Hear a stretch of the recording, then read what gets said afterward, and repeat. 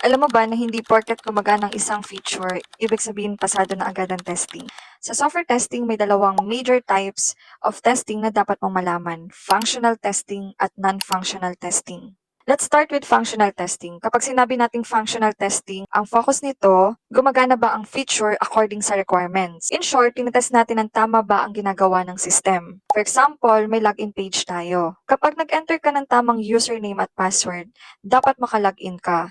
Kapag mali ang password, dapat may error message. Kapag blank ang fields, dapat may validation ang message. Lahat ng yan ay functional testing. Kasi chine-check natin kung gumagana ng tama ang functionality. Another example, may add to cart button sa shopping app. Kapag pinindot mong add to cart, dapat madadagdagan ang item ng cart. Kung nangyari yon, pass ang functionality. Functional testing answer one simple question. Does it work? Now, let's talk about non-functional testing. Dito naman, hindi natin focus kung gumagana ang feature. Ang focus natin ay how well does it work. For example, gumagana naman ang login feature, pero paano kung 30 seconds bago ka makapasok? Technically, working siya, pero magandang user experience pa yon?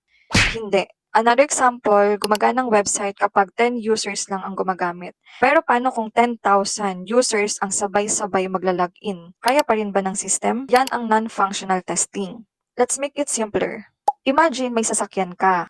Functional testing is checking. Umaandar ba ang makina? Gumagana bang preno? Gumagana bang ilaw? Basically, gumagana ba ang feature ng sasakyan? Non-functional testing naman is checking. Gaano kabilis ang takbo? Gaano katipid sa gasolina? Komportable ba sa sasakyan? Reliable ba sa long drive? Hindi lang siya basta gumagana. Importante din kung gaano kaganda ang performance. Example of functional testing is login testing, registration testing, checkout testing, search functionality testing, payment processing testing. Anything na check kung tama ang behavior ng feature. Example of non-functional testing naman, performance testing, load testing, stress testing, security testing, usability testing, at compatibility testing. Anything na sumusukat sa quality ng system beyond functionality. So, anong easiest way to remember this? Kapag ang tanong mo ay does it work, functional testing yon. Kapag ang tanong mo ay how well does it work,